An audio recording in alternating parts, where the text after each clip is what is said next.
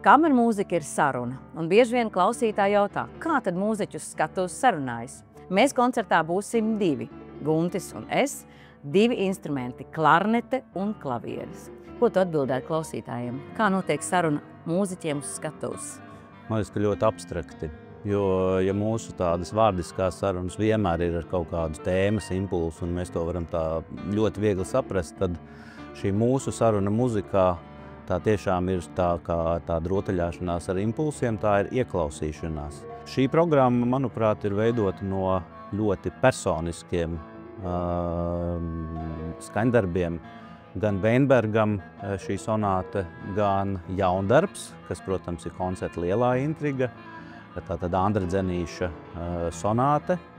Un viss varbūt tas galvenais impulss radās no Pētera Plakida skaņdarbā šādu nosaukumu Nakts sarunas. Un šeit interesanti varbūt arī atcerēties, ka daudzreiz muziķi saka, ka viņas arī sarunājas ar publiku. Es tam nevienmēr noticu. Protams, ka enerģētiskais lauks paliek, bet šī ir tā reize, kad mēs sarunāsimies un ļausim no malas ielūkoties.